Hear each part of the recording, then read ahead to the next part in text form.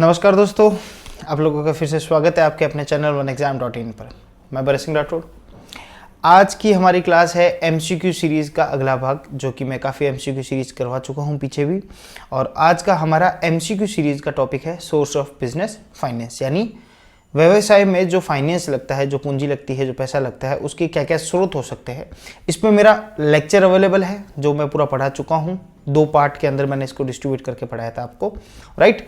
और अब जो मैं क्वेश्चन कराने जा रहा हूँ वो टॉप 30 क्वेश्चन है, टॉप मोस्ट MCQ है, जो एग्जाम में इस तरीके के MCQ पूछे जा सकते हैं। हर MCQ पूछे जाने का एक टाइप लेके मैं आपके समक्ष आया हूं, और उस टाइप के रिलेटेड, यानी इस टाइप का क्वेश्चन आ सकता है, उसके रिलेटेड दूसरे भी आ सकते हैं, लेकिन आपको ये अंदाजा लगेगा किस टाइप के क्वेश्चंस आ सकते हैं, राइट। तो टॉप 30 क्वेश्चंस के साथ MCQ की क्लास आज की हम शुरू करते हैं बिजनेस फाइनेंस के सोर्स के रेट, राइट। जिसने OneExam को सब्सक्राइब नहीं किया है, टीम सी चैनल को सब्सक्राइब नहीं किया है, वो सब्सक्राइब कर ले। आपको यहाँ पे सारी वो चीज़ें मिलेगी जो चीज़ों पे आपको क्वेश्चन मार्क आपके लिए खड़ा होता है, राइट। सारी कंसेप्चुअल क्लियरिटी के साथ हम आपको यहाँ प्रोवाइड करेंगे। MCQ सीरीज भी है, OneExam.in गूगल पर हमारे ऐप भी है, वहाँ पे आपको कोर्स अवेलेबल भी है, आप उसको बाय कर सकते हो। और वहाँ पे सारे lectures, videos and MCQ series आपके लिए अवेलेबल है, ठीक है। चलो, MCQ सीरीज क्या फ्री रहेगी यूट्यूब के लिए? बिल्कुल, यूट्यूब पे फ्री अवेलेबल रहेगी। आप यहाँ से इसका मनोरंजन, एंटरटेनमेंट ले सकते हो। चलो, सोर्स ऑफ बिजनेस फाइनेंस को शुरू करते हैं। पहला क्वेश्चन लेके आते हैं, टाइम बिना वेस्ट किए फटाफट। पहला क्वेश्चन हमारे सामने है। ये क्लास, अच्छा ध्यान रखना, ये क्लास MCQ सीरीज करने से पहले मेरी क्लास को एक बार ढंग से पढ़ लेना, वीडियोस को देख लेना, उसके बाद इन 3 क्वेश्चन को सॉल्व करना, आपको अपना कैलिबर पता चल जाएगा। चलो, पहला क्वेश्चन, डिबेंचर रिप्रेजेंट्स, डिबेंचर पढ़ाया था मैंने। डिबेंचर क्या रिप्रेजेंट करता है? डिबेंचर क्या चीज को रिप्रेजेंट करता है? डिबेंचर एक तरीके का सोर्स ऑफ फाइनेंस है, बिजनेस का क्या है? सोर्स ऑफ फाइनेंस है। तो क्या ये fix capital of the company है? नहीं, फिक्स कैपिटल कंपनी की नहीं है। ये परमानेंट कैपिटल है? नहीं, ये परमानेंट कैपिटल भी नहीं है। क्या है? Fluctuating capital. फ्लक्चुएटिंग कैपिटल का मतलब जिसमें बहुत ज्यादा उतार चढ़ाव हो, जिस कैपिटल के अंदर, है ना, फ्लक्चुएट हो, यानी फिक्स ना हो, फ्लेक्सिबल हो। क्या वो है? नहीं। लेकिन ये क्या है? It is a loan capital to the company. मैंने आपको बताया था, डिबेंचर की डेफिनेशन समझाते समय बताया था कि डिबेंचर एक कुछ नहीं है, एक पेपर है। उस पेपर पे एग्रीमेंट होता है कि भैया इतने परसेंटेज का लोन हम आपको दे रहे हैं, जिसपे फिक्स परसेंटेज ब्याज आपको हमें देना है। तो ये क्या है? Loan capital to the company. Right answer is this, ठीक है। ये क्वेश्चन नंबर पहला है। इसका हिंदी मीडियम का जवाब भी यहाँ पे नीचे दे रखा है, तो आप यहाँ पे भी देख लीजिएगा। राइट, नीचे दे रखा है मैंने। हाँ, कुछ ट्रांसलेशन में थोड़ी सी ऊपर नीचे हो सकती है, मैं हर क्लास में कहता हूँ, लेकिन आपको कोई दिक्कत वाली अगर बात किसी भी क्वेश्चन में आए, इंग्लिश भी है, हिंदी भी है, फिर भी आए, तो आप मेरा टेलीग्राम चैनल है, वहाँ पे आकर स्पेशली कोई क्वेश्चन या स्पेशली किसी टॉपिक का कंसेप्ट या कोई पर्टिकुलर क्या बोलते हैं चीज समझ में नहीं आई हो, तो वहां पे आप क्वेश्चन मार्क डाल के दे सकते हो, मैं उसको सॉल्व भी कराऊंगा। होती कोशिश अपन वेरी सुन, जैसे MCQ सीरीज खत्म हो जाएगी उसके बाद डाउट सॉल्विंग क्लासेस भी रखेंगे, जिसमें आपके डाउट को मैं लूंगा। लाइव क्लासेस रखेंगे जिसमें आप लाइव अपने डाउट को बताना और हम उसको सॉल्व करने की कोशिश किया, प्रयत्न किया, 100% सॉल्व करूंगा, ठीक है। चलो, number 2, funds required for purchasing current asset. जो करंट एसेट्स है कंपनी के जो करंट एसेट है, यानी जो संपत्ति है, संपत्ति कौन सी? चालू संपत्ति, ठीक है। उन संपत्ति को, उस करंट एसेट को परचेज करने के लिए कौन से फंड की रिक्वायरमेंट होती है? करंट एसेट का मतलब होता है ये जो वो वाली फंड्स जो एक बिजनेसमैन के लिए डे टू डे ऑपरेशन में उसके काम आती है। डे टू डे ऑपरेशन में कैसे? जैसे दुकान खोली पूरे दिन में उसके जो खर्चा लगता रहेगा, जैसे कि लाइट पानी हो गया, 1 महीने का जैसे रेंट हो गया, राइट। ये सब क्या? ऑपरेशनल खर्चे, यानी सप्लायर से माल लाया, उधार लाया, कुछ पैसे दिया, फिर उधारी पे बेचा, कुछ पैसे आए। तो यहाँ पे वर्किंग कैपिटल की रिक्वायरमेंट होती है हर बिजनेस को, हर व्यवसाय को।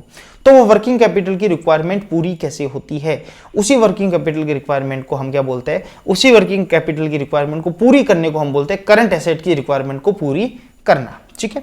एसेट्स 2 तरह की होती है, एक होती है फिक्स एसेट, एक होती है करंट एसेट। ये आप सबको पता है। फिक्स एसेट तो होती है जो एसेट क्या होती है? फिक्स्ड होती है। वो क्या होती है? फिक्स, जैसे लैंड खरीद ली, बिल्डिंग खरीद ली, मशीनरी खरीद ली, ये सारी। और करंट एसेट होती है जो चालू संपत्ति होती है, जो चलती रहती है, मतलब उसका फ्लक्चुएशन, उसका फ्लो हमेशा चलता रहता है, एक जगह रुकता नहीं। 12 महीने के टर्न में, जो 12 महीने से छोटी छोटी जिसकी उम्र होती है, वो सारी करंट एसेट मान लो आप। जैसे डेटर हो गया, कैश हो गया, स्टॉक हो गया, सब करंट एसेट में चलता रहेगा, ये रुकेगा नहीं। तो इनकी रिक्वायरमेंट, इनके लिए फंड की रिक्वायरमेंट कहां से आती है? तो इनके लिए फंड की रिक्वायरमेंट आती है वर्किंग कैपिटल रिक्वायरमेंट कहा जाता है उसको। क्या कहा जाता है? Working capital requirement. तो सेकंड का answer C, working capital requirement, ठीक है। हिंदी मीडियम दे रखा है, वर्किंग कैपिटल रिक्वायरमेंट, ठीक है। तीसरा, equity share holders are called, अच्छा ये मैंने आपको बार बार बताया है, ऐसे भी आपको पता होगा। इक्विटी शेयर होल्डर क्या होते हैं कंपनी के? द कंपनीज रियल ओनर कौन होते हैं? Equity share holder. तो कंपनी के जो रियल ओनर होते हैं वो कौन होते हैं? इक्विटी शेयर होते हैं। तो ओनर ऑफ द कंपनी क्या होंगे? Equity share holder. क्या वो पार्टनर होते हैं? नहीं। क्या वो एग्जीक्यूटिव होते हैं? नहीं, वो तो अपॉइंट होते हैं। क्या वो गार्जियन होते हैं? क्या माइनर तो ना कंपनी जो गार्जियन की जरूरत है। ठीक है, चलो नेक्स्ट क्वेश्चन। ये मैं ऐसे कर रखा है, ठीक है, नहीं भी करूँ तो अब ध्यान रख लेना। Question number 4, investor who want steady income may not prefer. Steady income का मतलब होता है, स्टेडी इनकम का मतलब हो गया जिस इनकम को आपको क्या चाहिए? आपको लगातार चाहिए। जो इनकम क्या चाहिए? फिक्स इनकम चाहिए, लगातार चाहिए। तो वो कौन, वो किस में इन्वेस्ट करते हैं? कौन से होते हैं? इन्वेस्ट करते हैं जहां पे क्या हो? लगातार हो। लगातार का मतलब क्या हुआ? एक सेकेंड रुकना, इसको ठीक है।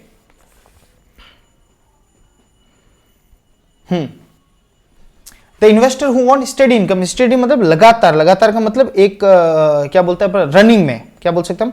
रनिंग में कहते, कंटिन्यूटी में कहते, ठीक है, कंटिन्यूटी में, रनिंग में कहते, जो लगातार जिसको इनकम चाहिए, ऐसे इन्वेस्टर को किस में इन्वेस्ट करना चाहिए? सवाल हमारा ये है? नहीं सर, सवाल ये नहीं है। एक छोटी सी चीज उसमें लगा दी, एक छोटी सी चीज लगी, मे नॉट प्रीफर।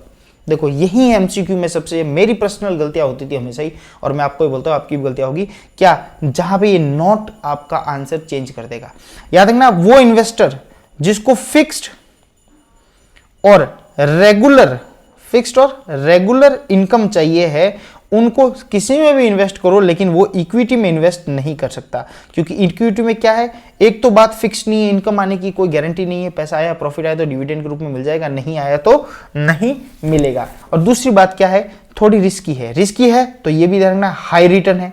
रिस्की है तो हाई रिटर्न है, क्यों? फिक्स है नहीं, कई बार बहुत ज्यादा रिटर्न आ जाता है, कई बार नहीं भी आता है या कम आता है। तो क्या जो ये फिक्स्ड और रेगुलर इनकम की चाह रखते हैं इन्वेस्टर, ऐसे निवेशकों को किस में इन्वेस्ट नहीं करना चाहिए? तो इसका आंसर हो जाएगा इक्विटी शेयर के अंदर रिस्क इन्वेस्ट नहीं करना चाहिए। किस में नहीं करना चाहिए? इक्विटी शेयर के अंदर। ओके जी sir. Next, dividend is paid only on, पता होगा, बोलने की आवश्यकता नहीं। डिविडेंड हमेशा हमेशा किस पे मिलेगा? हमेशा हमेशा मिलेगा सर, डिविडेंड मिलेगा शेयर्स के ऊपर मिलेगा। किस पे मिलेगा सर? शेयर्स पे। ये तो किसी को पूछने की जरूरत नहीं, ज्योतिष को पूछने की जरूरत नहीं कि डिविडेंड किस पे मिलेगा? शेयर पे। क्योंकि लोन पे क्या मिलता है? ब्याज। इंटरेस्ट पे क्या? डिबेंचर पे भी मिलता है ब्याज, क्योंकि एक तरीके से लोन ही है। और बॉन्ड पे भी क्या मिलता है? फिक्स इनकम मिलती है, फिक्स्ड इनकम मिलती है, राइट। लेकिन शेयर पे क्या मिलता है? डिविडेंड मिलता है। ठीक है, next, funds raise through loan और बोरोइंग। जो लोन और बोरोइंग से फंड को रेज करना क्या कहलाता है? मैंने आपको बताया था जब पढ़ाया था इसको सोर्स ऑफिस में कि फंड अलग अलग तरीके से रेज कर सकते हैं। कुछ ओनर्स की इक्विटी होती है, कुछ बोरोड फंड होती है, कुछ शेयर कैपिटल का फंड होता है, राइट। जो फंड लोन्स एंड बोरोइंग यानी बाहरी लोगों से हम लोन ऋण लेते हैं, ऋण और बोरोइंग लेते हैं, बाहर के लोगों से उधार लेते हैं, मामला जो उनको फिक्स रेट के साथ वापस भी करते हैं हम, इसको हम क्या कहते हैं? इसको कहा जाता है बोरोड फंड कहा जाता है। क्या बोला जाता है? इसका नाम बोरोड फंड कहा जाता है। जो मेरी क्लास देख चुका है उसके लिए तो ये बहुत ही अच्छा क्वेश्चन, तो बहुत ही ईजी था, एक सेकंड में वो आंसर दे सकता है। चलो, internal source of capital are those that are internal source of capital. मैंने यहां पे बताया था सोर्स ऑफ कैपिटल दो तरीके से होते हैं, कुछ इंटरनल होते हैं, कुछ एक्सटर्नल होते हैं। तो इंटरनल कौन से होते हैं? जो अंदरूनी ऑर्गेनाइजेशन, एक संगठन के अंदरूनी रूप में वहीं या उसके बिजनेस के अंदर ही जनरेट हो, वो सारे के सारे स्रोत वो क्या कहलाएंगे? Internal source of business capital कहलाएंगे। यानी पूंजी का अंदरूनी सोर्स, अंदरूनी अपने अंदर बिजनेस के अंदर पूंजी को कैसे इकट्ठा किया जाए या उसको कैसे लाया जाए, तो उसका होता है generating with in business. Answer is D, right. मैं कह रहा हूं अभी तक जो क्लास देख रखी है उसके लिए तो कोई दिक्कत वाली बात होनी नहीं चाहिए। Under the factoring arrangement, फैक्टोरिंग arrangement क्या होता है? फैक्टोरिंग अरेंजमेंट भी एक सोर्स ऑफ बिजनेस होता है, वो भी एक सोर्स ऑफ बिजनेस है। थोड़ा नई चीजें आपको बताते हुए चलता हूं। सोर्स ऑफ बिजनेस होता है, वैसे आपने इसको सुना होगा। क्या होता है कि जैसे आपके डिबेंचर्स होते हैं, क्या सॉरी डेटर्स, जैसे आपके डेटर्स होते हैं, डेटर्स यानी मांगीलाल, जो लोग का सॉरी देवीलाल, जिससे हम मांगते हैं, उनके लिए हम मांगीलाल हो गए, हम उनसे पैसा मांगते हैं, वो आपके क्या है? डेटर्स। यानी माल बेच दिया उधारी में, उधारी आने वाली बाकी है, पैसे की जरूरत मुझे आज है, तो मैं क्या करता हूं? अपने डेटर्स को, कोई फैक्टरिंग एजेंट होते हैं, उन फैक्टर्स के पास जाता हूं, उनको बोलते हैं पैसा दे दो भैया, मेरा पैसा वहां से आएगा तो मैं आपको वापस रिफंड कर दूंगा। इसके बीच का वो ब्याज कमाते हैं, इतने दिन का पैसा देने का वो अपना अर्थ काटते हैं, अपना ब्याज काटते हैं, ठीक है। नॉर्मल लैंग्वेज में बात करें तो मंडीज में अड़तिया जो कहा जाता है वो फैक्टर के रूप में ही कहा जाता है। नॉर्मल जो ग्रामीण परिवेश में आते लोग उनको पता होगा। वैसे फैक्टोरिंग अरेंजमेंट में क्या होता है, जब आपके डेटर्स होते हैं, आपको वसूली करनी है, लेकिन आप क्या कर सकते हो, आपको पैसा आज की जरूरत है, आप वो डेटर वो वसूल जब भी होंगे वो या डायरेक्ट उनको कर देते हैं, आप उनसे वसूल कर दो हमारे बिहाफ पे, राइट। तो under the factoring arrangement the factor collect the clients डेप्ट और अकाउंट्स रिसीवेबल, जो मैंने बात कही वो समझिए आप। अकाउंट्स रिसीवेबल बोले या क्लाइंट्स डेप्ट बोले, इनको बोलते हैं डेटर्स। डेटर्स कौन से होते हैं, जो बैलेंस शीट के आपके अंदर, बैलेंस शीट के में यहाँ पे दिखते होंगे ना आपको डेटर्स, ये डेटर्स वाला पार्ट ये, ठीक है। तो फैक्टोरिंग का मतलब क्या होता है, फैक्टर का मतलब क्या होता है, जो क्या करे डेटर्स क्लाइंट्स का डेट कलेक्ट करे और उनके अकाउंट रिसीवेबल को कलेक्ट करे। तो आंसर इज सी, राइट। ठीक है सर, बिल्कुल समझ में आ गया ये बात में। Next, the term redeemable is use for, redeemable मैंने बताया था, रिडीम कर सके यानी उसको वापस हम क्या कर सकते हैं, खरीद सकते हैं, या वापस उसको हम क्या कर सकते हैं, जो चीज हमने बेची है उसको वापस हम ले सकते हैं, उसको बोलते हैं रिडीम करना, उसको बोलते हैं रिडीम करना, राइट। अटक रहा है क्या वीडियो, सबसे ये ना, हाँ।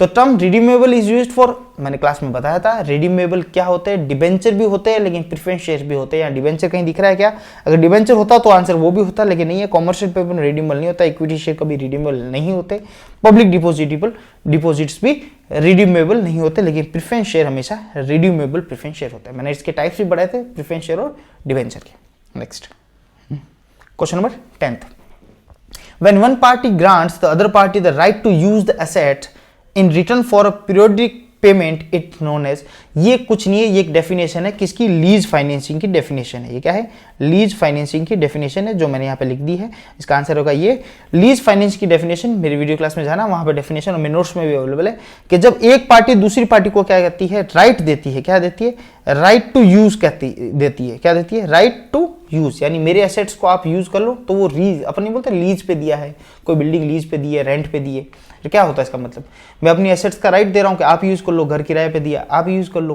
कॉम्प्लेक्स किराए पे दिया आप यूज कर लो, ठीक है। कोई पीरियोडिकल पेमेंट होता है, एक फिक्स पेमेंट होता है, इंस्टॉलमेंट का monthly, yearly, half yearly payment मुझे देना, और कुछ समय के लिए आप मेरी एसेट्स को यूज कर दो, उसको बोलते हैं लीज फाइनेंसिंग। क्या बोलते हैं, लीज फाइनेंसिंग, ओके, ठीक है sir. Next, money obtained by issue of share is known as, जब शेयर को इशू कर रहे हैं, जो अपने शेयर्स होते हैं, शेयर अंश होते हैं कंपनी के, उन शेयर को इशू करने पर जो पैसा आता है उसको कैपिटल कहा जाता है, और वो कैपिटल कौन सा कहा जाता है, शेयर कैपिटल, क्योंकि शेयर के द्वारा आया है, तो उसका आंसर हो जाएगा B, share capital. Money obtained by issue of share is known as share capital. वो देखना बहुत बेसिक सवाल है, बहुत तरीके से ईजी सवाल है। अब यही सवाल है 10वां, इसकी डेफिनेशन है लीज फाइनेंसिंग की, बस थोड़ा सा सोच के करना था, पर ये सवाल बहुत इसी तरीके से आएंगे आपके लिए, ठीक है, इसी तरीके से सवाल आपके सामने आएंगे। चलो 12 डैश हो, तो देखो ये एक अलग टाइप का क्वेश्चन है, मैंने डाला है इसके अंदर, क्योंकि ऐसा भी सवाल पहले पूछ चुके हैं, तो मैंने सोचा इसको भी ले लूं, ताकि आप इनके साथ साथ ये भी करते हुए चले। The dash was the first company, आने के चांस थोड़े कम होते हैं लेकिन आ सकते हैं, तो थोड़ा सा अवेयर रहे आप। The Dash was the first company in India to issue convertible zero interest debenture in January 1990. जनवरी 1990 में पहला ही कन्वर्टिबल जीरो, कन्वर्टिबल क्या होता है, जो डिबेंचर कन्वर्ट हो सकता है, कन्वर्ट हो सकता है एक निश्चित अवधि के बाद, कंपनी बोलती है कि वो आप उसको कन्वर्ट कर सकते हो, डिबेंचर को, जो लोन अमाउंट है डिबेंचर का, उसको आप शेयर में कन्वर्ट कर सकते हो, मैंने पढ़ाया था क्लास के अंदर। तो कन्वर्टिबल जीरो इंटरेस्ट जो डिबेंचर है भारत में पहला 1990 में लॉन्च किया था, और वो किया था महिंद्रा एंड महिंद्रा कंपनी ने। तो थोड़ा सा ध्यान रखना, सवाल ऐसा भी आ सकता है, ऐसा आएगा, देखना हटके 10% क्वेश्चन ऐसे आएंगे जो बहुत बेसिक होंगे, लेकिन थोड़े से हट के आएंगे, वो हर एग्जाम में आते हैं, हट के आते हैं, बस उसमें कॉमन सेंस लगाने की बात है। 5-6 तो आप सही पटक ही दोगे, उसमें कोई दिक्कत वाली बात नहीं है। Public deposits are the deposits that are raised directly from, अच्छा पब्लिक डिपॉजिट्स वो डिपॉजिट है, यानी वह डिपॉजिट है जो डायरेक्टली किससे रेज होते हैं, नाम में पता चल रहा है सर, पब्लिक से रेज होते हैं। तो public deposits are those deposits raise from directly from public, ठीक है। Dash is an example of short term finance, short term finance का ये सबसे बेस्ट एग्जाम्पल है, वो है trade credit. Debenture long term है, शेयर भी लॉन्ग टर्म है, और नन ऑफ द मतलब ही नहीं, तो याद रखना ट्रेड क्रेडिट क्या है, ट्रेड क्रेडिट है आपका शॉर्ट टर्म फाइनेंस है, ट्रेड क्रेडिट। ट्रेड क्रेडिट का मतलब होता है, ट्रेड का मतलब जब आप व्यवसाय कर रहे हो, जो धंधा कर रहे हो, जो बिजनेस, जो आप माल बेच रहे हो, उसमें उधारी देना, और ये शॉर्ट टर्म फाइनेंस है। शॉर्ट टर्म में ये काम आता है उधारी देना, और उधारी देने से क्या होता है, आपका कुछ समय मिल जाता है आपको पेमेंट रोकने का। तो ये भी एक तरीके से फाइनेंस है, शॉर्ट टर्म फाइनेंस है। नेक्स्ट 15 नंबर क्वेश्चन, देखो ये भी मैंने हर अलग अलग तरीके के क्वेश्चन लाके इसमें डाल रहा हूं। आईसीआईसीआई कौन है? आईसीआईसीआई सर, आईसीआईसीआई आपका क्या है? आईसीआईसीआई एक बैंक है सर, ये हम सबको पता है। आईसीआईसीआई प्राइवेट लिमिटेड आप सबको पता ही है, ठीक है, ये बैंक है। इसका फुल फॉर्म क्या है? इसका फुल फॉर्म है investment, sorry industrial credit and investment corporation of India. क्या है? Industrial credit and investment corporation of India, right. ये क्या है? इंडस्ट्रियल, ये सबसे पहले आईसीआईसी बैंक बनी थी 1955 के अंदर, ये याद रखना, 1955 में बनी थी आईसीआईसी बैंक। इसका फुल फॉर्म है इंडस्ट्री, जो उद्योग है उनको क्रेडिट प्रदान करना, उधारी देना, और उनमें इन्वेस्टमेंट करना या उनको लोन वोन इस तरह की फैसिलिटी देना। ये इसी तवज्जो पर इसी का फुल फॉर्म है आईसीआईसीआई बैंक, जो कि एस्टेब्लिश हुई थी 1955 में। क्यों हम यहाँ पढ़ रहे हैं? क्यों इंडस्ट्री को सोर्स ऑफ फाइनेंस की जरूरत है, और सोर्स ऑफ फाइनेंस के अंदर इस प्रकार के क्वेश्चन भी आ सकते हैं कि इस बैंक का फुल फॉर्म क्या है, या फिर ये बैंक कब आई थी। ऐसी और भी इंडस्ट्रीज है, आगे मैं आपको बताऊंगा। चलो, commercial papers can be issued only by a large and credit worthy companies because, ये बोलता है जो कॉमर्शियल पेपर है, कॉमर्शियल पेपर क्या है? कॉमर्शियल पेपर भी एक सोर्स ऑफ फाइनेंस है, स्रोत है फाइनेंस का, जो कौन इशू करता है? बड़ी कंपनी, लार्ज और नेट क्रेडिट वर्ती, यानी जिसकी थोड़ी मार्केट में पैट वैट अच्छी हो, पैसे वैसों में वर्ती हो, नेटवर्थ उसकी अच्छी हो, ऐसी कंपनियां ही इसको इशू कर सकती है। क्यों ऐसे कंपनियां इशू कर सकती है? क्योंकि ये क्या है? ये एक अनसिक्योर्ड डेब्ट है। क्या है ये? अनसिक्योर्ड डेब्ट है। अनसिक्योर्ड डेब्ट का मतलब हो गया जिस डेब्ट के ऊपर, यानी जिस उधारी के ऊपर कोई सिक्योरिटी नहीं है, उसके बदले में कोई सिक्योरिटी आपके पास नहीं रहती। तो ये बड़ी बड़ी कंपनियां हैं या बड़े लार्ज अमाउंट की कंपनियां वो इशू करती है, और उस पर क्या लोग भरोसा कर लेता है, क्योंकि डिपेंड वापस में अगर पैसा डूब गया तो सिक्योरिटी तो कोई भी किसी भी प्रकार की 1 की नहीं, 1 रुपए की सिक्योरिटी नहीं है। तो कॉमर्शियल पेपर होता है। कॉमर्शियल पेपर होता क्या है? सबसे पहले तो एक बात आपको पता चल गई, कॉमर्शियल पेपर क्या है? ये अनसिक्योर्ड डेब्ट है सर। अनसिक्योर्ड डेब्ट कह दो, अनसिक्योर्ड मनी कह दो, ठीक है। ये ऐसा पैसा है जो आपने इन्वेस्ट तो कर दिया कॉमर्शियल पेपर के अंदर, तो उसमें क्या कुछ नहीं है, एक पेपर है, देखो नाम से पता चल गया, इसका नाम है कॉमर्शियल पेपर। वो डिबेंचर की तरह सेम है। आपने इसमें पैसा डाल दिया, आपका ये पेपर है, आपके पास है। जब आपको पैसा चाहिएगा, आप जो एक फिक्स अवधि होती है, उसकी मैच्योरिटी का पीरियड होता है, उस अवधि में आप पेपर लेके जाओगे, आपको बदले में वापस पैसा देंगे, विथ ब्याज देंगे, ठीक है। क्या देंगे? विथ ब्याज, ठीक है। ये एक इंस्ट्रूमेंट है, नेगोशिएबल इंस्ट्रूमेंट एक्ट पढ़ा चुका हूं मैं, उसी में बताया था। इंस्ट्रूमेंट है ये, एक इंस्ट्रूमेंट कुछ नहीं होता, एक एग्रीमेंट है, राइट, कि इतने टाइम देंगे। इशूड किया जाता है, issued in form of promissory note. ये प्रोमिसरी नोट क्या होती है? देखो, प्रोमिसरी नोट तो वैसे नेगोशिएबल इंस्ट्रूमेंट एक्ट पढ़ा चुका हूं, वहां पे प्रोमिसरी नोट की पूरी अच्छी तरीके से डेफिनेशन समझा चुका हूं, और जब उसके एमसीक्यू कराऊंगा नेगोशिएबल के तब और आ जाएगी। प्रोमिसरी का मतलब प्रॉमिस करना, यानी एक ऐसा लेटर जिसमें मैं हाथ से लिख लेता हूं, भैया इतने फलाना आदमी को इतने इतना पैसा लिया है मैंने, इतने ब्याज के साथ इतने दिनों में पैसा दे दूंगा। ये एक प्रोमिसरी नोट है जो दिया जाता है किसको? इन्वेस्टर को, राइट। एक इंस्ट्रूमेंट है, इंस्ट्रूमेंट का मतलब एक एग्रीमेंट है, राइट, ठीक है सर। ये सबसे पहले कब आया था? ऐसा सवाल भी आ सकता है। 1990 में इंडिया में सबसे पहले कॉमर्शियल पेपर का चलन आया था, ध्यान रखना, 1990 में। अच्छा, इसकी रेट कौन फिक्स करती है? इसकी रेट इसमें जो रेट ऑफ इंटरेस्ट है वो क्या होती है? वो फिक्स्ड होती है। जो आरओआई है, रेट ऑफ इंटरेस्ट क्या होती है? उसमें फिक्स्ड होती है, पहले लिखी होती है। किसी प्रकार का कोरोना आए, कुछ भी आए, इसमें रेट की कोई चिंता नहीं, रेट चेंज नहीं होगी, और मैच्योरिटी पीरियड के अंदर ये क्या हो जाएगा? आपको मैच्योर हो जाएगा। अच्छा, एक सवाल बार बार आता है कि इसकी मैच्योरिटी पीरियड क्या होता है? इसका मैच्योरिटी पीरियड होता है 90 से लेकर 364 दिन तक। कितना होता है?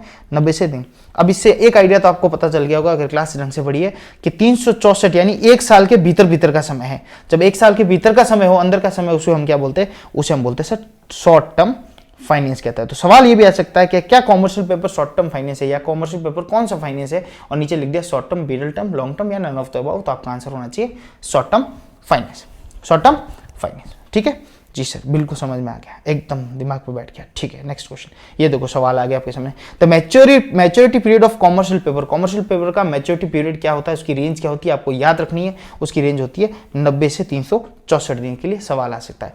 एक आपके सामने आता है टी बिल आता है, ट्रेजरी बिल जिसको हम बोलते हैं, टी बिल बोलते हैं, ट्रेजरी बिल। ये भी शॉर्ट टर्म है, ये भी शॉर्ट टर्म है, ये भी 90 दिन, सॉरी 91 डेज, 91 डेज, दूसरा 182 डेज और तीसरा हो गया आपका 364 दिन। तो ये 3 भागों में 3 तरीके से होता है। इसकी भी उम्र 1 साल के अंदर अंदर ही होती है। तो 91 दिन में भी हो सकता है, 182 दिन और 364 दिन के लिए भी टी पेपर होता है, ट्रेजरी पेपर होता है। वो वैसा का वैसा काम करता है जैसा कॉमर्शियल पेपर काम करता है। ठीक है जी सर। तो इसका आंसर हो गया 92 364। ठीक है ओके।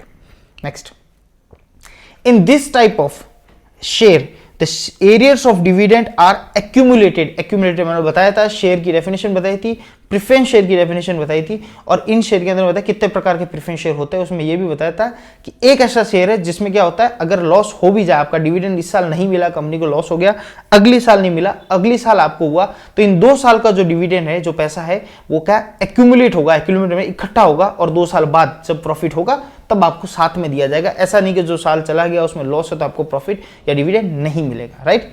तो ये प्रेफरेंस शेयर होते हैं। कौन से प्रेफरेंस शेयर है ये शेयर कहलाते हैं सर क्यूमुलेटिव प्रेफरेंस शेयर कहा जाता है। क्यूमुलेटिव प्रेफरेंस शेयर, जिसमें क्या होता है क्यूमुलेट का मतलब एक जगह इकट्ठा होना। अगर लॉस भी हो गया कोई बात नहीं, इस बार की उधारी है, अगले साल इकट्ठा करके दे देंगे। क्लास ढंग से बड़ी होगी तो कोई दिक्कत वाली बात नहीं। The business firms can borrow fund from other firms which have good liquidity, it is called, ये डेफिनेशन है, कुछ नहीं है, फिर डेफिनेशन है, नोट्स में अवेलेबल है। क्या है कि ऐसी बिजनेस फर्म जो दूसरे बिजनेस फर्म से उधारी ले सकती है, जो अगर भाई ये अंबानी है, इनकी लिक्विडिटी बहुत शानदार है, तो छोटी मोटी कोई कंपनी है, जैसे छोटी मोटी कंपनी की मैं बात करता हूँ, अपनी बात कर लेते हैं, हम टीम सीए की बात कर लेते हैं। अगर टीम सीए को कोई फाइनेंस की जरूरत होगी तो कॉर्पोरेट, इंटर कॉर्पोरेट, हम अच्छी लिक्विडिटी वाली कंपनी से कह सकते हैं कि भैया कुछ पैसा अभी जरूरत है हमें, आप उधार दे दो, तो हमारी वहां पैट होनी चाहिए हमारी भी, तो वो हमको उधार दे देती है। इसको बोला जाता है इंटर कॉर्पोरेट डिपॉजिट। क्या बोला जाता है? Inter corporate deposit. यानी हम आपस में, कॉर्पोरेट वाले आपस में क्या कर सकते हैं, पैसा ले सकते हैं, राइट। ये भी एक फाइनेंस का जरिया है। Next, capital lease is also known as, capital lease है उसका दूसरा नाम क्या है? 1000 बार चिल्ला चिल्ला के क्लास में बोल चुका हूं, सिंपल सा एमसीक्यू है। कैपिटल लीज का दूसरा नाम क्या है? द कैपिटल लीज का दूसरा नाम है फाइनेंशियल लीज। क्या नाम है? Financial lease. तो कैपिटल लीज का दूसरा नाम it also known as financial lease, right. 2 तरह की लीज होती है, बताई थी मैंने, फाइनेंशियल, ऑपरेटिंग, दोनों में डिफरेंस भी बताया था, अच्छी तरह से बताया था, आप क्लास को देख सकते हैं। It is the kind of arrangement whereby the bank allow the customer to withdraw money over and above the deposited amount from the current account। कुछ नहीं है, आपका अगर करंट अकाउंट है बैंक में, आपका क्या है? करंट अकाउंट है सर। क्या है? आपका करंट अकाउंट है, और इसके पास आपके करंट अकाउंट में पैसा पड़ा है 1 लाख रुपए, और अब आपको कहीं आपने चेक लगा दिया 2 लाख रुपए का, आपके पास खाते में तो 1 लाख रुपए है, लेकिन आप 2 लाख का चेक लगा दोगे और वो भी पास हो जाएगा, आपकी बल्ले बल्ले हो जाएगी, आपको मजा आ जाएगा कि यार -1 लाख बैंक ने मुझे उधार दे दिया। यस, इसको बोला जाता है जब आपके करंट अकाउंट में जो बैलेंस है उससे ओवर एंड अबव के अगर आपको लिमिट दे दी जाए या पैसा विड्रॉल का पावर दे दी जाए तो उसे बोला जाता है ओवरड्राफ्ट फैसिलिटी। क्या बोलता है? बैंक ओवरड्राफ्ट फैसिलिटी बोला जाता है। क्लास में बता चुका हूं। नेक्स्ट, 22 क्वेश्चन क्या है? 22 क्वेश्चन आपके सामने है। This is the form of equity financial methods used in relevantly new companies when it is too early for them to go public. देखो, नई कंपनी होती है, जो न्यू कंपनीज होती है, अब डायरेक्ट पब्लिक में जाएगी और बोले आईपीओ इशू कर देगी, भैया मुझे पैसा दो, तो पब्लिक विश्वास नहीं करेगी। नई कंपनी है, क्या पता चोर चक्कर निकल जाए, पुराने भी हो गए तो नए को भरोसा बिल्कुल नहीं है। तो क्या करते हैं, ऐसे लोगों को प्रोत्साहन करने के लिए और ऐसे लोगों को सपोर्ट करने के लिए इनको नई कंपनी के पास, स्टार्टअप्स जिनको कहते हैं हम, इनके पास नई आइडिया होता है, यूनिक आइडिया होता है, ये कोई बिजनेस धंधा करना चाहते हैं, बिजनेस करना चाहते हैं, तो जो पुरानी कंपनीज होती है वो इनके अंदर इन्वेस्ट करती है। पब्लिक के पास पैसा लेने जाने पहले पुरानी कंपनीज में इन्वेस्ट करती है, उसके बदले में कुछ इक्विटी लेती है, कुछ इसके बदले में इक्विटी लेती है। आपने देखा होगा वो शार्क टैंक और ये चलता है प्रोग्राम, उसमें इक्विटी ही बेची जाती है, तो इसको बोलता है वेंचर कैपिटल। क्या बोला जाता है? Venture capital. ठीक है, तो मैं क्लास में बता चुका हूं, वेंचर कैपिटल यानी किसी नई कंपनी के अंदर निवेश करना, राइट। उसके बदले में उसका कुछ इक्विटी, उसका कुछ पार्ट उसको मिलता है। ये भी एक फाइनेंस का सोर्स है। In which types of debenture interest is paid to the one who is the bearer of the coupon attached to that debenture। यानी एक डिवेंचर है, एक नोट है, उसके ऊपर एक कूपन लिखा हुआ है, कूपन अटैच। आपने पहले देखा होगा ना, पहले ऐसा होता था कूपन इकट्ठा करते थे, फिर उन कूपन को लेके जमा करवाते थे, उसके बदले में डिस्काउंट देता था दुकान वाला, तो इसको बियरर कहते हैं, यानी कूपन का ऊपर होगा। तो कौन से ऐसे डिवेंचर है जिसमें इंटरेस्ट तभी दिया जाएगा जब आप कूपन लेके जाओगे? बियरर मतलब आपके पास अधिकार है, अधिकार मतलब आपके पोजीशन में, उस पर नाम लिखना जरूरी नहीं है। आप लेके गए और आपने बोल दिया ये अभी मेरे पास है कूपन 10, तो भैया 10 कूपन का 1000 का एक कूपन है, 10 कूपन है, 10,000 का ब्याज मुझे दे दो। तो ऐसे कौन से कूपन होते हैं, ऐसे कौन से डिवेंचर होते हैं जिसमें इस तरीके का सिस्टम होता है, क्लास में बता चुका हूँ। टाइप्स ऑफ डिवेंचर में बता चुका हूँ और उसका नाम भी है, इसी नाम से है, बियरर है, दैट मीन्स बियरर डिवेंचर, जिसमें आपका क्या नाम लिखने की जरूरत नहीं, आपके पास पोजीशन होना चाहिए, आप जाकर प्रस्तुत कर दोगे आपको पैसा मिल जाएगा। इसको बोलते हैं बियरर डिवेंचर। इसी तरीके आएंगे, ठीक है questions. It is the credit which is extended to the exporter for the purchase, processing and manufacturing of goods before the shipment of goods। देखो जब क्या होता है, बाहर माल बेचते हैं अपन, ये अपनी नाव है, यहां से माल बाहर बेचेंगे, इंडिया से एक्सपोर्ट करेंगे, तब क्या होता है जब शिपमेंट हो जाता है, it is a credit which is extended to the exporter of the goods purchase. और ये थोड़े सा ये इसको ऐसा कर देते हैं, अंदर ला लेते हैं ना, इसको ऐसा है, ये अपना नाव है, ऐसी नाव तो ऐसे रखते हैं। अब गुड्स आना है, अब आना है तो एक्सपोर्टर को हम क्या बोलते हैं, हम उसको क्रेडिट देते हैं। क्या देते हैं, क्रेडिट देते हैं, भैया तू बना गुड्स, प्रोसेस कर, मैन्युफैक्चरिंग कर, शिपमेंट से पहले का जो उधारी हो जाती है, सिंपल सी बात समझना, शिपमेंट से पहले की जो उधारी हो जाती है उसको बोलते हैं, प्री तो होता है पहले और पोस्ट होता है बाद में, प्री तो होता है पहले और पोस्ट होता है बाद में। तो ये क्या है, जो बिफोर शिपमेंट, शिपमेंट से पहले की जो चीज होगी उसको हम क्या बोल देंगे, यहां पे बोल देंगे हम इसको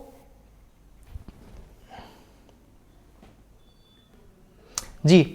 ये थोड़ा सा यहाँ पे मेरी मिस्टेक होगी थी, मैंने इसमें इसका आंसर, हाँ ध्यान रखना, वापस सुनना।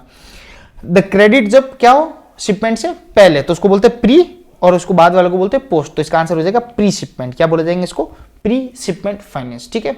यहाँ पे मैंने थोड़ा सा टिक, मैंने पोस्ट शिपमेंट की तरफ चला गया था तो मुझे कंफ्यूजन होगा, पोस्ट नहीं, इसका आंसर क्या हो जाएगा प्री। तो कुछ नहीं याद रखना आपको, प्री और पोस्ट शिपमेंट में याद ही रखना है। प्री का मतलब होता है जैसे मोबाइल रिचार्ज होता है ना, प्रीपेड, प्रीपेड मतलब पहले रिचार्ज करिए फिर सुविधा पाइए। पोस्ट पेड में पहले सुविधा पाइए फिर इसका भुगतान बाद में कीजिए।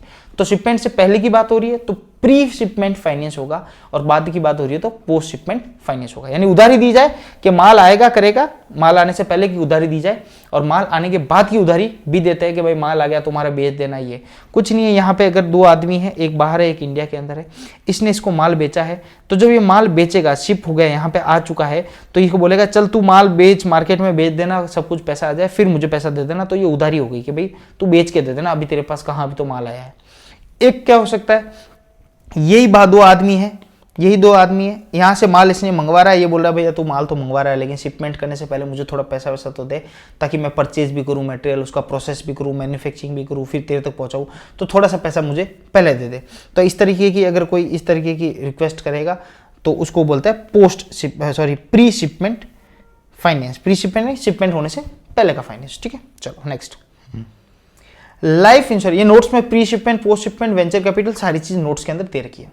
लाइफ इंश्योरेंस कॉर्पोरेशन, जिसका भी आईपीओ आने वाला है, life insurance corporation was set up in, तो आपको इनके सन याद रखने पड़ेंगे। लाइफ इंश्योरेंस कॉर्पोरेशन, इस तरह के सवाल आते हैं इसलिए मैंने बीच में डाल दिया, तो उसको कहते हैं 1956, याद रखना बहुत अच्छे से। 1956 में कंपनीज एक्ट 1956 आया था, जो चेंज होकर 2013 हो गया। तो आप याद रखना 1956 में जो कंपनीज एक्ट आया था भारत का, उसी दिन LIC भी बनी थी, तो 1956। और 1955 में आपने पढ़ लिया था क्या बनी थी, ICICI बैंक बनी थी, ठीक है। ओके, तो सोर्स ऑफ फाइनेंस क्या है, द सोर्स ऑफ फाइनेंस, इसकी डेट भी याद रखो तो लिख लेना, मैं यहाँ लिख लेता हूँ 1 सितंबर 1956, ठीक है। LIC जब सेटअप हुआ था, याद रहे तो ठीक है, नहीं तो ऐसा कोई विशेष नहीं, सन याद रख लेना। तो source of finance can be categorised as, जो सोर्स ऑफ फाइनेंस है उनको कैटेगराइज कैसे कर सकते हैं, तो मैंने क्लास में बताया था, पढ़ाया भी था। वो जनरेशन के बेसिस पे भी कैटेगराइज होते हैं, पीरियड के बेसिस पे भी होते हैं, अवधि के बेसिस पे भी होते हैं, और ओनरशिप के बेसिस पे भी कैटेगराइज होता है, यानी इनको अलग अलग बांटा जा सकता है इन सब के बीच में। तो answer is all of the above, all of the above, ठीक है। एक minute, all of the above, ठीक है। चलो next, industrial financial corporation of India, IFCI, full form देखना, इंडस्ट्रियल, वापस उद्योग को फाइनेंस करने का, यानी फिर बात होगी फाइनेंस करने की बात होगी, और वो भी बिजनेसमैन को। तो industrial financial corporation of India एक ऐसी कॉर्पोरेशन है जो क्या करती है, जो फाइनेंस प्रोवाइड करती है, किसको प्रोवाइड करते हैं, फाइनेंस बिजनेसमैन को। तो इसको बोलते हैं CI, ठीक है, एक तरह का इंस्टीट्यूट है, स्टैट्यूटरी गवर्नमेंट का एक कॉर्पोरेशन है, जैसे LIC है वैसे वो भी है। और वो क्या करती है, फाइनेंस देती है, छोटे छोटे उद्योगों को हेल्प करती है, स्मॉल एंड माइक्रो उद्योगों को, जो इंडस्ट्रीज है उनको। तो इसका जन्म कब हुआ था, वो एस्टेब्लिश कब हुई थी, तो याद रखना, इसकी डेट भी याद रखना है। इसकी डेट है 1 जुलाई 1948। तो आंसर इज जुलाई 1948। ये सिर्फ रटने वाली चीज़ें, याद रखने वाली चीज़ें, देख लेना, सवाल आएंगे जरूर ऐसे, याद रखना। ये फिर आ गया तो स्टेट इंश्योरेंस डेवलपमेंट कॉर्पोरेशन। जो स्टेट इंश्योरेंस डेवलपमेंट कॉर्पोरेशन है वो भी क्या है, वो भी sorry state industrial development corporation. फिर जो स्टेट की, जो राज्य की इंडस्ट्री औद्योगिक यूनिट्स है, जो इकाइयां है, उनके डेवलपमेंट के लिए, उनके विकास के लिए कुछ कॉर्पोरेशन खोले हुए हैं। वो कॉर्पोरेशन कैसे होंगे, वो हर स्टेट के अलग अलग होंगे। तो it is depend established by the different states, यानी हर स्टेट्स के अपने अपने ये होंगे। तो डिफरेंट स्टेट है, राजस्थान का अलग होगा, तो महाराष्ट्र का अलग होगा, तो गुजरात का अलग होगा, ऐसे, ठीक है। तो ये establish by different state. The ordinary share of a company are delivered to the depository bank which is turn issued the depository receipt known as. देखना, ये दो चीज समझना यहां पे मेरी बात। एक होता है आपके सामने GDR, जिसको हम क्या बोलते हैं, ग्लोबल डिपोजिटरी रिसिप्ट, ठीक है, समझना। ये क्या है, ये क्या है, ये एक रिसिप्ट है। पहली बात तो नाम से पता चलता है रिसिप्ट है। रिसिप्ट का मतलब हो गया, मैं इसको सर्टिफिकेट कह दूं तो कोई दिक्कत वाली बात है, किसी भी नाम से बुलाओ, रिसिप्ट बुलाओ, सर्टिफिकेट बुलाओ, किसी भी नाम से बुलाओ, ठीक है। ये इशू कौन करता है, इशूड बाय बैंक। कौन करता है, इशूड बाय बैंक, ठीक है। That represent shares in a foreign stock, ठीक है, समझना मेरी बात, ये बात समझना मेरी। देखना, ग्लोबल डिपोजिटरी रिसिप्ट क्या हुआ, जब मुझे फॉरेन स्टॉक खरीदना है, तो मैं क्या करूंगा, मैं बाहर जाऊंगा, पैसा फॉरेन में डालूंगा, लेकिन मैं जब वो शेयर खरीदूंगा फॉर एग्जांपल, तो वो शेयर मेरे पास शेयर के रूप में नहीं आएंगे। जैसे इंडिया में तो अगर मैं खरीदता हूँ तो अपने बॉम्बे स्टॉक एक्सचेंज से खरीद लिया, तो शेयर मेरे डिपॉजिटरी अकाउंट में आ गया और मुझे पता चल गया कि भाई LIC का इतना शेयर है, या महिंद्रा का इतना है, या टाटा का इतना शेयर है। लेकिन जब फॉरेन में अगर मैं इन्वेस्टमेंट करना चाहूंगा, तो मेरा डिपॉजिटरी अकाउंट फॉरेन में नहीं चलेगा, या उस शेयर की ट्रांसफर मेरे डिपॉजिटरी अकाउंट के अंदर नहीं होगा। तो वहां पे क्या करते हैं, वहां पे वो करते हैं, एक बैंक को इशू करते हैं, डिपॉजिटरी बैंक को पावर देते हैं कि वो क्या करती है, उन ओरिजिनल शेयर जितने भी है, जैसे मैंने 1 लाख के 1000 शेयर लिए, कोई भी फॉरेन कंपनी के शेयर ले लिए मैंने, तो उस फॉरेन कंपनी के शेयर मैंने स्टॉक 1000 ले लिए, तो उस 1000 के बदले में वो डिपॉजिटरी बैंक, वो बैंक मुझे 1000 का क्या देगा, GDR देगी, यानी ग्लोबल डिपॉजिटरी रिसिप्ट देगी। एक रिसिप्ट बोलेगी बिल्कुल भैया इसके पास 1000 शेयर है, ये फलाना फलाना कंपनी के और इस देश के, इस कंट्री के है, राइट। तो उसको बोला जाता है GDR, ग्लोबल यानी वर्ल्ड में, वर्ल्ड डिपॉजिटरी रिसिप्ट। यानी अब वो GDR लेके मैं कहीं पे भी दुनिया में किसी भी कोने में जाके बोल सकता हूँ, या उसके एवज में मैं क्या कह सकता हूँ कि भैया मेरे पास 1000 शेयर GDR है, मतलब मेरे पास इस कंपनी के, इस देश के मेरे पास इतने शेयर है, उसको क्या बोलते हैं। तो डेफिनेशन पढ़ना, तो ordinary share of company are delivered to the depository bank. तो उस समय जब मुझे GDR लेना होगा, तो मुझे एक्चुअल में जो मेरे शेयर मेरे पास है, पहले तो मैं उस डिपॉजिटरी बैंक में जमा करवाऊंगा वो शेयर, उसके बदले में वो मुझे क्या देगा, GDR। यानी ये शेयर बाहर मार्केट में वैल्यू इसकी 0 है, जब मैं उसको बैंक को दूंगा तो बैंक इसके बदले मुझे देगा GDR, यानी रिसिप्ट देगा, ग्लोबल डिपॉजिटरी रिसिप्ट। वो रिसिप्ट क्या हो जाएगा मेरे लिए, वो रिसिप्ट हो जाएगी मेरे दुनिया में बताने के लिए, दुनिया में लीगल हो जाएगी कि भैया बिल्कुल मेरे पास 1000 शेयर टाटा के है, राइट। तो it is a receipt, depository receipt and known as, उसको क्या बोलते हैं, उसको बोलते हैं GDR। इसकी डेफिनेशन पूछी है आपसे, ठीक है, क्या है, GDR, ठीक है, ओके, समझे मेरी बात, ठीक है। अब आ गया ADR, ये क्या है, बस वही, वो ग्लोबल था, ये क्या हो गया, अमेरिकन डिपॉजिटरी रिसिप्ट। अब अमेरिका भी अपनी रिसिप्ट देता है, और अमेरिका क्या करता है, जब अमेरिकन ट्रेड स्टॉक में, किसमें, अमेरिकन स्टॉक में, जब आप उस वहां पे कोई ट्रेड करते हो, वहां पे कोई शेयर खरीदते हो और बाहर आपको ले जाना, तो अमेरिका क्या करता है, अमेरिका की बैंक इसको डिपॉजिटरी रिसिप्ट देती है, इसको नाम दे दिया, वो GDR है, इसको ADR कह दिया, वो GDR इसको क्या कह दिया, ADR, ठीक है। और ये कहां पे होता है, ये देखना, न्यूयॉर्क, जो न्यूयॉर्क की बैंक है ना, न्यूयॉर्क एक्सचेंज में, तो वहां की बैंक, न्यूयॉर्क बैंक है, वो क्या करती है, ऐसा ADR इशू कर देती है ये। तो अगर सवाल आ जाए ADR कौन इशू करता है, या ADR कहाँ इशू होते हैं, तो याद रखना USA में होते हैं, कहाँ पे होते हैं? अमेरिका, यूएसए में। इसका नाम क्या है? अमेरिका। थोड़ा घुमाने के लिए यूएसए लिख दिया, अमेरिका लिखा हो तो ध्यान रख जाएगा, ठीक है। तो सर इंडिया का भी होता है, बिल्कुल, इंडिया का भी एक होता है आईडीआर। क्या होता है? आईडीआर। इसको बोलते हैं इंडियन डिपोजिटरी रिसिप्ट। जैसे ये था वैसे का वैसा आईडीआर, वैसे का वैसा जीडीआर, जो ग्लोबल में किसी भी कहीं पे भी चलेगा। अमेरिका खुद का अमेरिका करता है एडीआर करता है, और इंडिया भी अपना करता है आईडीआर, ठीक है। चलो, तो ये सारी बातें, ये सोर्स ऑफ फाइनेंस की बातें होगी, सोर्स ऑफ बिजनेस फाइनेंस की सारी बातें कर ली मैंने। 30 क्वेश्चन, मोस्ट इंपॉर्टेंट 30 क्वेश्चन आपके सामने ले आया हूं। आई होप ये क्लास आपके लिए हेल्पफुल रहेगी। आई होप आप इतना ही प्रेम टीम सी को प्रोवाइड कर रहे हो, आगे भी करोगे, और लाइक और सब्सक्राइब में कोई कमी नहीं रखोगे, और कमेंट जरूर कीजिएगा वीडियो के नीचे आपको क्लासेस कैसी लगी। आप प्रोत्साहन करोगे, तुम मुझे खून दो, मैं तुम्हें आज़ादी दूंगा, वैसे तुम मुझे कमेंट्स दो, तुम मुझे लाइक दो, मैं तुम्हें और भी अच्छे अच्छे वीडियो लाके दूंगा। बहुत बहुत धन्यवाद। आप ऐसे ही अपना प्रेम बनाए रखें। मिलते हैं अगली क्लास, अगली एमसीक्यू के साथ।